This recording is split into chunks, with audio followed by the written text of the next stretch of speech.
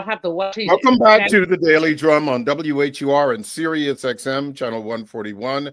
This is the Insight segment. I'm Harold Fisher. Today is supposed to be the day of an economic blackout. The People's Union, a grassroots organization founded by a man named John Schwartz, is encouraging U.S. residents not to spend any money today, an act of economic resistance to protest what Schwartz sees as the malign influence of billionaires, big corporations, and both major political parties on the lives of working Americans. Tonight, we're taking a deep dive into this issue. My guests are political commentator and economist, Dr. Julianne Malveaux, and Brandon Tinsley, national politics reporter for the Capital B News. Thank you both for joining the conversation. I appreciate it. Thank you. Always a pleasure to be with you, Harold. Sure thing.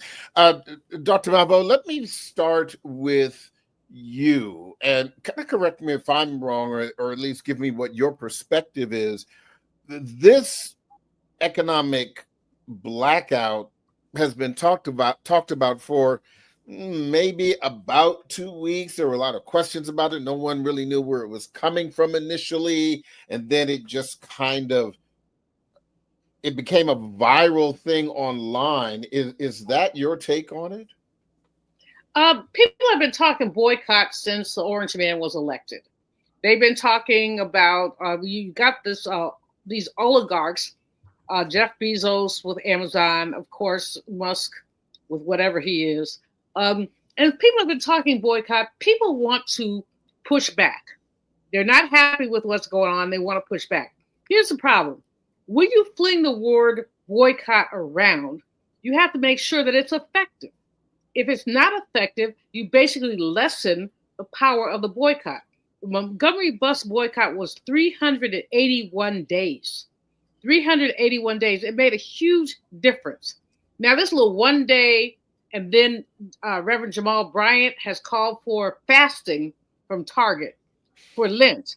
And the question is, you have to be able, number one, to measure these things. Did it make a difference? Or is this something blah, blah, blah, blah? Did it make a difference? Who was hurt?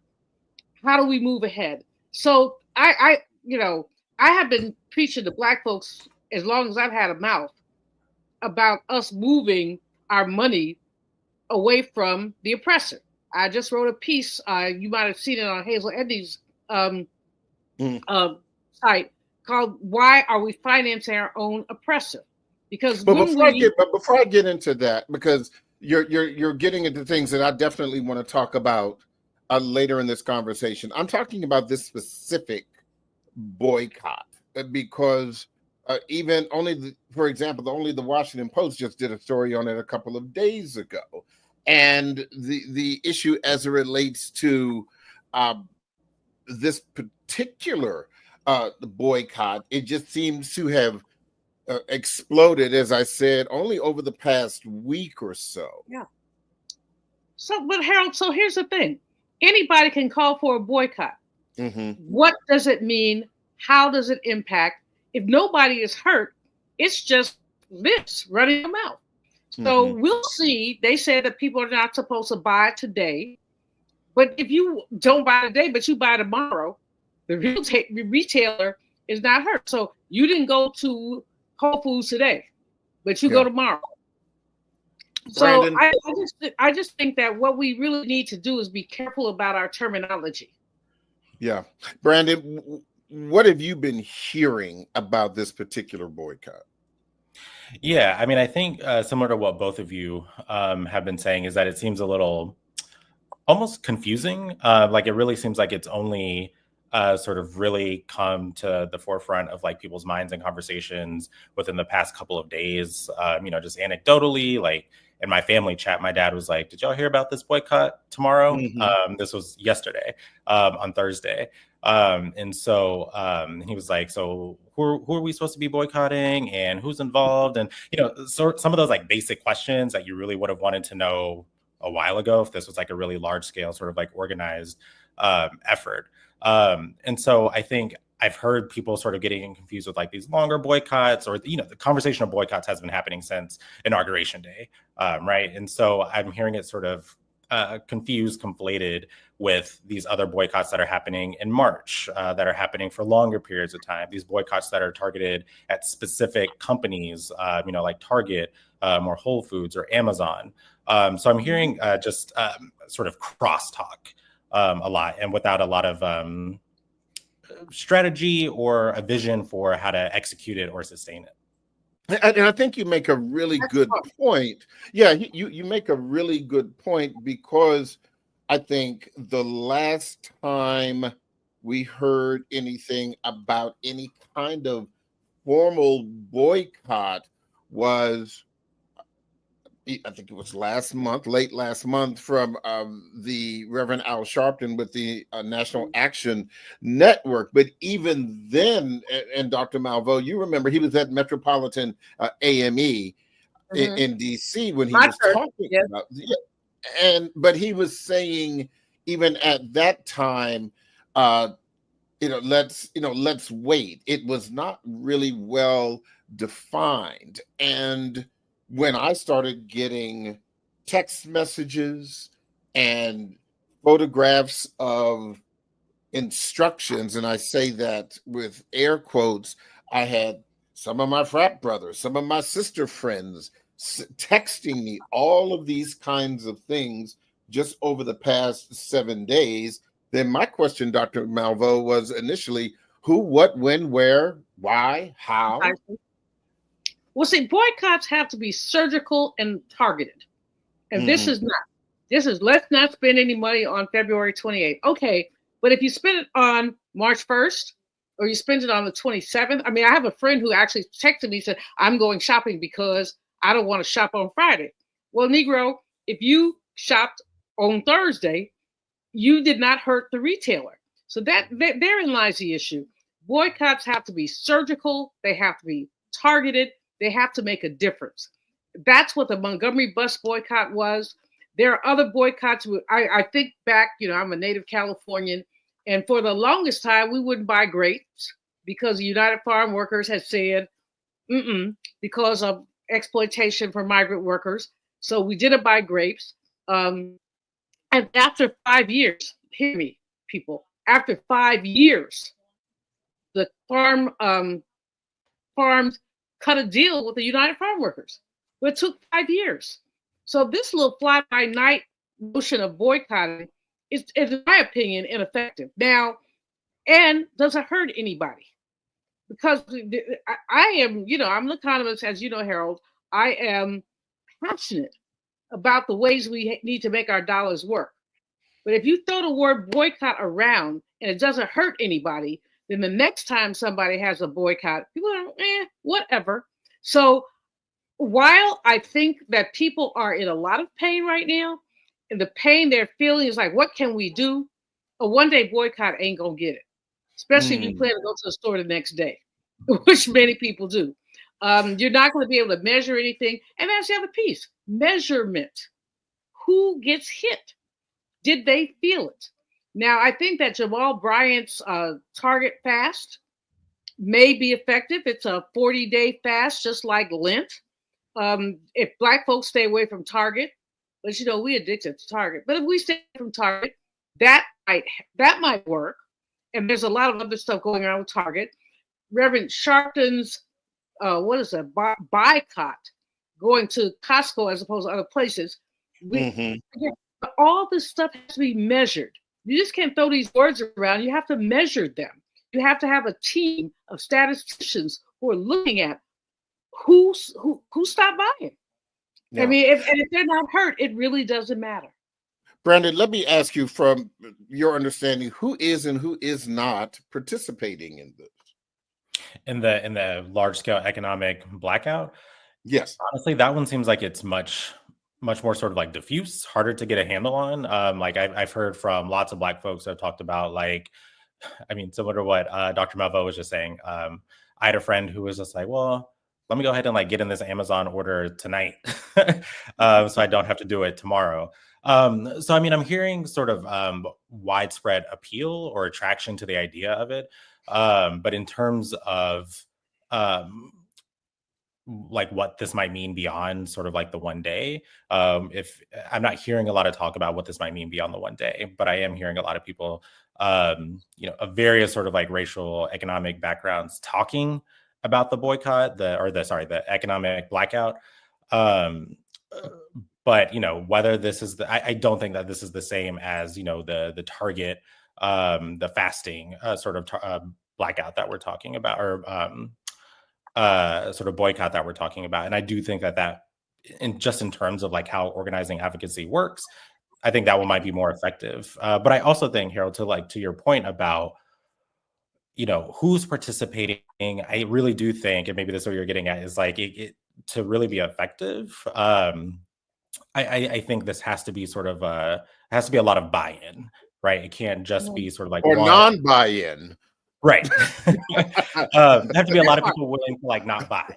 How can Black people sort of expand their coalition to get other people to participate in a boycott? How can they help to, in addition to denying their dollars to companies, how can they damage their reputation? It's also about brand. It's like, this is a place that does not have our best interests in mind. And so we do not need to give them business. And so I think in terms of like who's participating, I think it really does need to be a larger scale effort in order to really be effective. Yesterday, I interviewed Maryland Congressman Glenn Ivey, Democrat from Maryland. And one of the things, when I briefly asked him about this, we were talking about other things as it relates to federal government workers. But when I asked him about addressing some of the issues that have come up in the Trump administration, he was talking about showing up people showing various and sundry forms of resistance. So I'll ask you, Dr. Malveaux, even if a one-day boycott may not necessarily have an impact, could this be, if not death by 1,000 cuts, impact by 1,000 cuts? If there's a boycott here and a boycott there and a boycott here and a boycott there? It can be galvanizing. I think that what people are looking for is something that's galvanizing. People are very upset about the way that this administration has come in. Thousands have lost their jobs. Thousands more don't know whether they're going to have jobs or not. People have moved across the country to take government jobs, and now, because they're probationary, they don't have jobs. People are looking for an outlet to say, I'm ticked off about this. And this is an outlet. But will it galvanize? One day, I'm happy.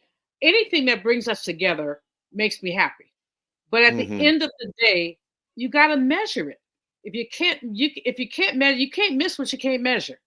So if 10% of Black folks or folks say they're not going to the store today, but they're going tomorrow, at the end of the week, the revenue stream has not changed. And so that's what we have to look at. And so I do think that what people are grasping at is, how do we make a difference? I think people are asking, how do we make a difference? What can we do? This seems to be one way to do something, but unless it's targeted, and I use the word again, and surgical, it's just a gesture. Now, there's nothing wrong with gestures. You make them over years, time to time. There's nothing wrong with a gesture, but does it hurt anyone? And if it doesn't hurt anyone, hey, it's meh. Yeah. Stand by, everybody. We're going to take a quick break, but don't forget, you can hear this and every edition of the Daily Drum Insight segment via podcast on WHUR.com. The original Quiet Storm with Raheem Devon is next on WHUR-FM. I'm Harold Fisher. This conversation continues on Sirius XM channel 141 and 96.3 HD2 in just a few seconds. Welcome back to the Daily Drum on Sirius XM channel 141. I'm Harold Fisher. We continue our conversation about the economic boycott organized by the grassroots organization, the People's Union. My guests are political commentator and economist, Dr. Julianne Malveaux, and Brandon Tinsley, national politics reporter with Capital B News. Brandon, to Dr. Malvo's point before the break, she mentioned the impact on businesses. Do you get the impression that businesses are concerned, if not about this economic boycott, but about what boycotts down the line may portend for their bottom line? Yeah, like I think from what I've been sort of hearing from, sources, people I've been talking with for stories, there's less concern, I think, from companies when it comes to the 1 day sort of economic blackout. But in terms of whether this is sort of a moment that can be galvanized into a movement, to use Dr. Malvo's word, I think that is what would actually be more concerning, right? And so, like, if you can have boycotts that continue for longer periods of time, that crop up throughout the year, that are going to be something, they're going to be things that don't go away. I think that's what can really potentially get an employer, get a company to really rethink what they're doing and what's happening. In some ways, I think it's almost the reverse of what some conservative activists and actors have done, right? Where they were able to actually get companies to think like, actually, maybe DEI isn't something that we should be very vocal about. And so I think for a lot of people now, it's about how do you re-incentivize companies to change their posturing, change their policies, change the way that they interact with the communities that they're in. And I think that'll be difficult, but I think that's really sort of the crux of what would make like an effective sort of economic boycott movement at this moment. Dr. Malvo, as you well know, this is not 1955.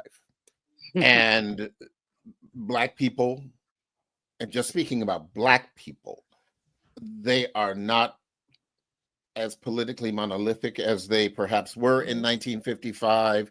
The oppression, the political oppression, the social oppression, the economic oppression that they were feeling in 1955 it's not the same in 2025. And I remember even in high school, supplemented by the blackety blackness of my parents as educators telling me about this, the Montgomery bus boycott. This was, and this will always stick in my head. Black people, they walked to work. Those who had cars, they carpooled. Some of them, and I remember some of them rode horses and mules to work for, as you said, some 381 days. You spoke about the boycott of buying grapes in California, and that taking 5 years. What kind of action do you believe, as an economist, would be effective now beyond a 1 day or 1 week or 1 month boycott that could be done, considering our present diverse political climate amongst Black folks? Well, y'all, I must lean on my age right now and proudly say that I'm 71 years old. Y'all are part of that. Black don't crack, but that's another show. Y'all part of the Atwater surge generation. You want it now. And nothing happened now. And, I'm thinking, I remember, like I said, I'm old. So I remember the grape boycott in California. And I remember actually going to get some grapes, and a friend of mine taking my grapes out of my cart and saying, "No, you're not going to buy those grapes." And I'm like, and she said, "Buy something else," because we were all in it to win it. What does it take in it to win it now? It takes focus. If we were agreed, let's say, that we were going to boycott, let's say, Target for, let's say, 1, 2, 3 years, it might be effective. But guess what? Target has a DEI thing going with Black entrepreneurs whose things are featured at Target. Well, not anymore. Well, some of them still are. Some of them are still there, but the point that they literally, like many, but not all big businesses, corporate retailers said they're going to, and I don't know what their corporate speak was, but they were getting rid of their DEI. It was enough to raise the hackles of a lot of people. They're Yeah. dialing back on their commitment to do $2 billion over a 5-year period with Black entrepreneurs, but they have not yet dialed back on the people whose products are in Target. So there's been a vigorous discussion. Roland Martin has led some of it about how do we not penalize those corporations. It's become more complicated than just say boycott Target. It's become a little bit more complicated. There's one sister who was on and she said, well, you could get my stuff online. Mhm. But then she has a market guarantee with Target. So if she doesn't meet the market guarantee, she's out of Target altogether. So we just have to be more surgical. And I think that what I have the biggest problem with, Harold, is all this popping off. You know, people are What do you popping mean off. by We're that? going to boycott this. We're going to boycott that. We're going to do this. We're going to do that. Plan it. Plan it. So what could we do to make a difference? I remember Douglas Turner Ward's Days of Absence. You know that play. You not that. Vaguely, but go ahead. Don't take my Yeah, black and card. you But go probably ahead. don't know. You Google it when you get off this. I It was will. all about Black folks disappearing. What will white people do if Black people disappeared? So in Days of Absence, one day Black folks just didn't show up. We didn't clean nobody's house. We didn't run anybody's streetcars. We were just gone. And um, the issue was having done that. What does that mean? But the fact is that are we capable of that kind of an action today? You know what I'm saying? I mean, we're not that central to any industry. So what if we said, no, we ain't gonna do nothing? Somebody else would do it. You have Latinos who would do it. You have poor white people who would do it. So we have lost our centrality in the economy. And that's a blow to us. So we have to think about how we demonstrate that centrality. And, you know, I'm quite frankly at a loss. What I do think is that there are ways that we can certainly flex our muscles. There are industries that we overconsume in, cosmetics, alcohol. Where if you said, now if you told brothers don't buy any 40s for a month, what Mhm. would what would happen with that? I'm just asking. I'm not suggesting. I'm just asking. But in any case, the question is how we understand our role in the economy and what we do about it. And it's Mhm. changed over the years. So you're right. It's not 1955. It's not even 1975. Our centrality has been neutralized both by our diversity and by the fact that there's no industry that we really dominate.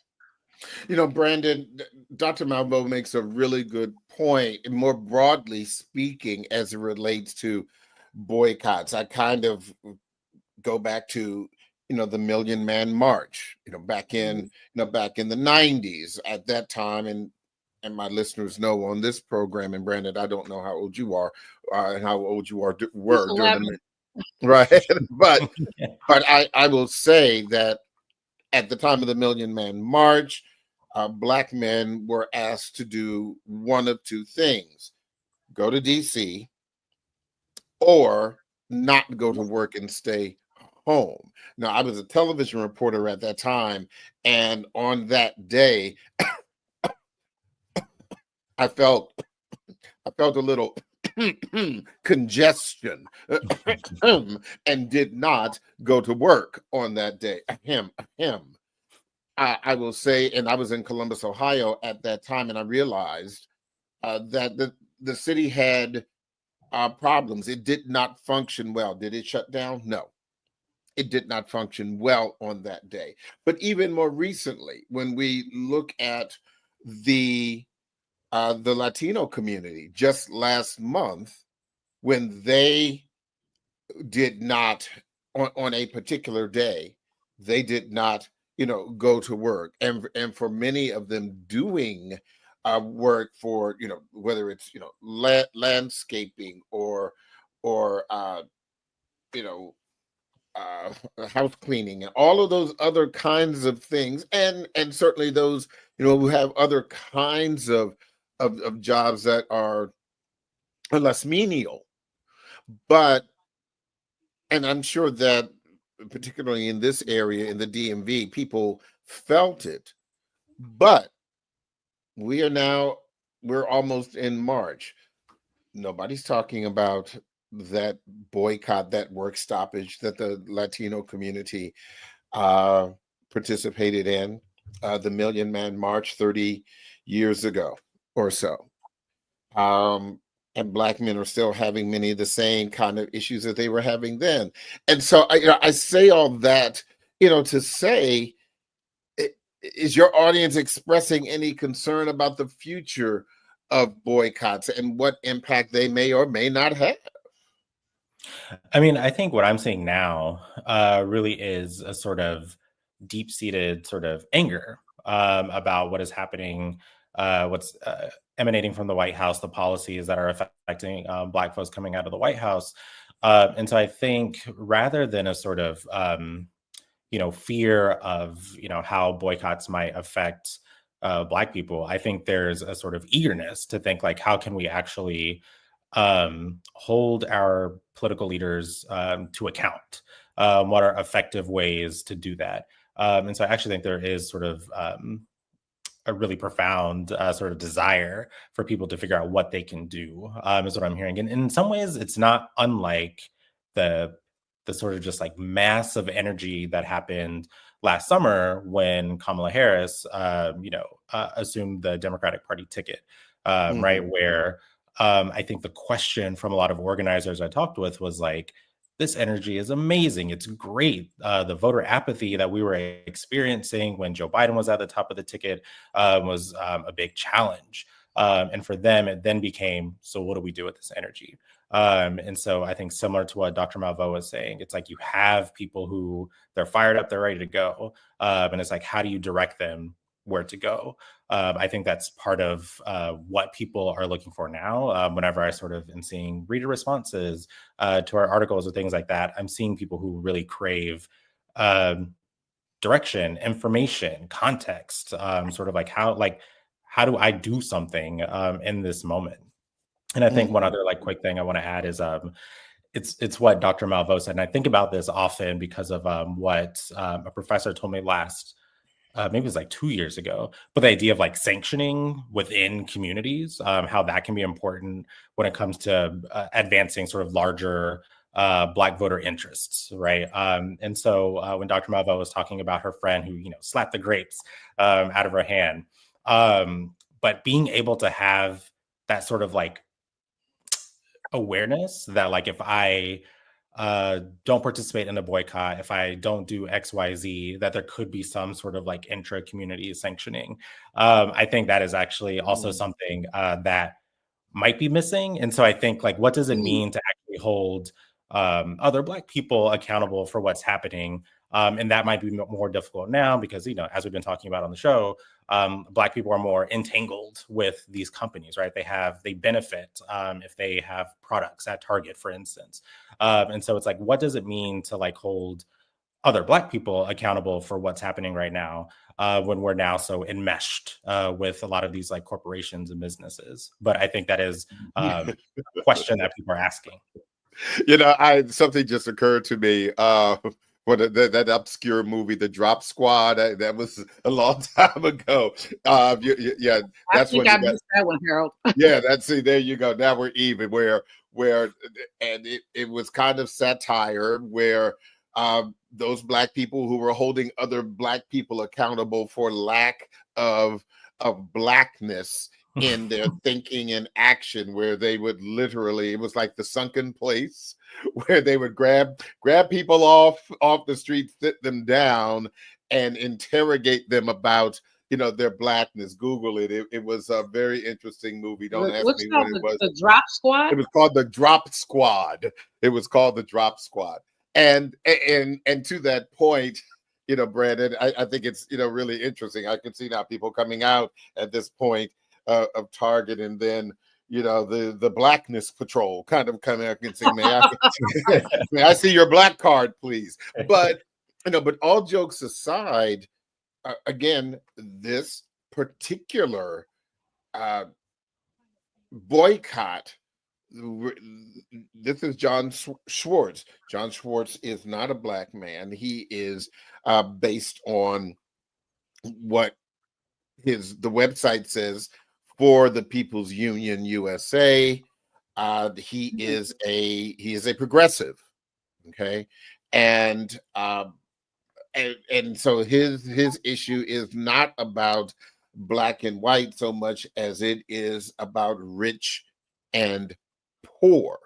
And again, Dr. Malveaux, this is, black people may have seen this on January 19th as a black issue, but now after January 20th, you got a whole lot of people who are being impacted by the policies of the Trump administration, and it's almost like we're boycotting the corporations who may or may not be supporting the administration. So again, as you said, it seems to be rather a diffused action.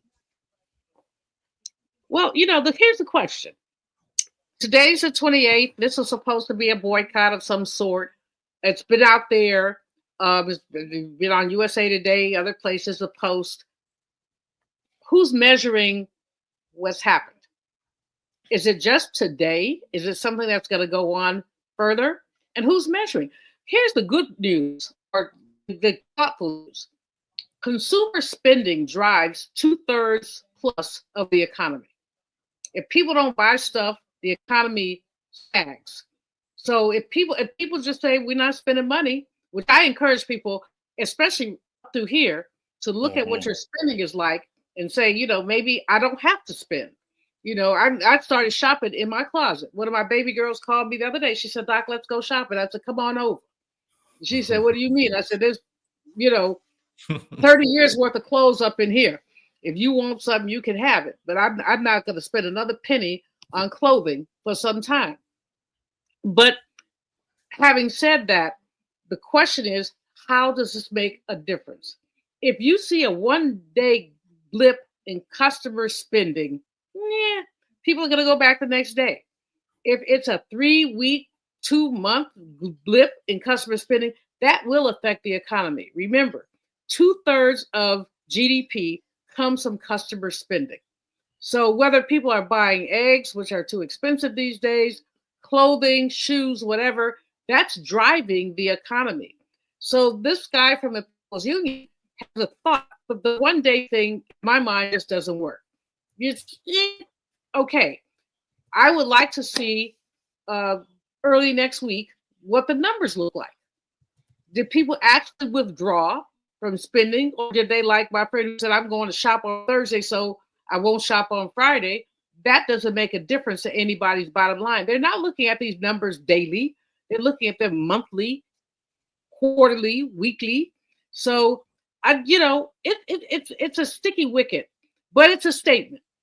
And the thing, I think at this point in time, what we're looking for, what people are hungry for, are statements, are statement opportunities. How can I just basically convey how ticked off I am? I edited myself there, Harold. Thank you. How ticked off I am about what's going on in this country. And we have a president who said he was going to bring prices down. He was going to contain inflation. He is not doing that. If people begin to withdraw, it will cause economic hardship across the board. Yeah. Brandon, here's something else to consider as we look at what's happening today, and again, comparing it to, for example, the Montgomery bus boycott. And something just kind of occurred to me. While there were black bus drivers who were employed in Montgomery at the time, they were restricted to certain routes. In a modern boycott of a large, let's say, retail entity, let's say a successful boycott of a large retail industry, a Target, a Walmart, or what have you, isn't there the risk that working people, Black people, Black working people could be negatively impacted by some of that? Absolutely. And I think two things. I think one is to, use sort of the word of the show today, surgical, right? It's just like, how can you minimize the impact on working class people, on Black families? You might have to be more strategic about finding where these brands are, buying directly from these brands, from these retailers, as opposed to buying it from the Target website, or going to Target or something like that. That won't be as good for the individual person who's like selling their product. They benefit from that sort of like promotion and broadcast that they get from going through a place like Target.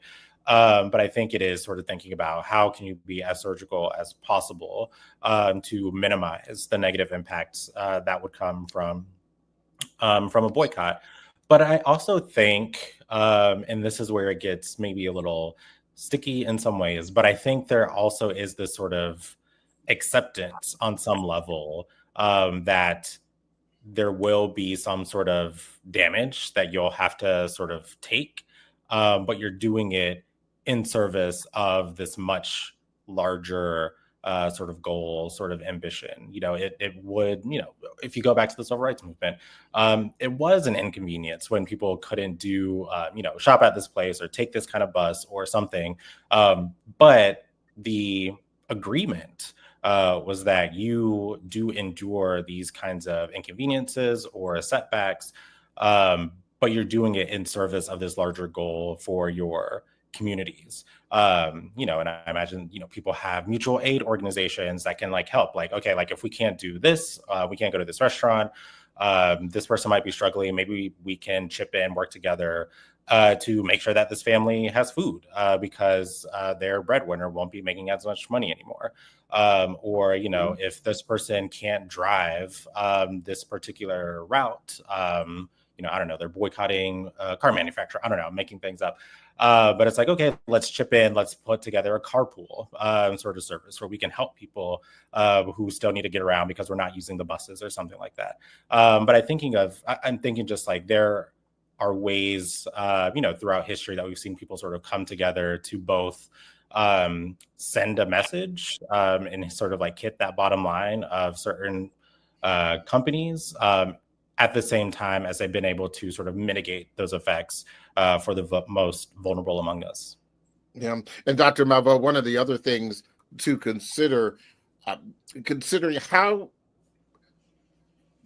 shaky the economy is, even if it's in a good position, it always seems to be teetering on the precipice of something that is problematic. And I'll give you an example. Forever 21 closing stores in the DMV, that announcement made yesterday. Joann's Fabric shuttering all of its stores. And those things have nothing whatsoever to do with boycotting. That's just the economy. And we've been talking so much about Target, certainly, but there are other stores that have cut back or eliminated their DEI programs, a lot of them. And so this isn't just about so much being surgical, it's about being brain surgical. Oh, yeah. First of all, the economy, the everything that the president has threatened weakens the economy. The whole issue of tariffs, as an example, is a huge issue in terms of what food will cost, what aluminum. I was just talking to a guy who has a brewery, small brewery, and he was trying to expand. And, I don't know anything about breweries, but I guess they have these containers that are aluminum, and aluminum does not come from the United States. So he said that he thinks that it's about a 20 to 25% increase in the cost of his brewing process if he has to buy more containers. So when you drill down, you see this happening. Let's not even talk about deportations, because neither you nor I nor Brandon is going to be picking lettuce. And so when you look at California and agriculture, that's going to cost. Avocados will go up, lettuce will go up, other things will go up. So we're looking at an economic precarious situation where consumer confidence actually went down this month by 9 points. It's the greatest consumer confidence drop that we've seen in 6 or 7 years. A 9-point drop. Now, it's not that the economy has gotten that much worse. Indeed, employment rates are relatively low. Inflation is relatively contained, but people are afraid. People don't know what's going on. Many people, here in the DMV, we have tens of thousands of people who work for the federal government. They don't know if they have jobs or not. Yeah. I've got a friend who's stuck in one of them stand countries, Pakistan, some stand. She works for USAID. They got fired via email, and now they're doing nothing to bring her back home. Okay, and we all know people who've been affected by all of this. So people feel shaky about the economy. So you're right. Target notwithstanding, all these DEI rollbacks notwithstanding, what is happening is that people do not feel confident about the economy. And when people don't feel confident about the economy, boycott notwithstanding, people are not going to spend a lot of money. Because if you don't know where your next check is coming from, you don't know if you have a next check, you are going to say, maybe I can pass on that new car. Maybe I can pass on whatever. I'm just going to keep my pennies to myself. So there are a bunch of things working at the same time, Harold, and none of them are good for the average American consumer. Yeah, I think that's a good place to end this conversation. We, of course, are going to continue to watch this. And to your point, Dr. Malveaux, yes, it'll be interesting to find out whether or not there has been any impact with today's boycott. And we will continue to look and pay attention to future boycotts and see how that works. Dr. Julianne Malveaux, Brandon Tinsley, thank you both for sharing your insight with us. I appreciate your time. Thank you, Harold and Brandon. Good to meet you. Good to meet you too. That is the Daily Drum for this Friday, February 28th. For News Director Renee Nash, I'm Harold Fisher. Good night.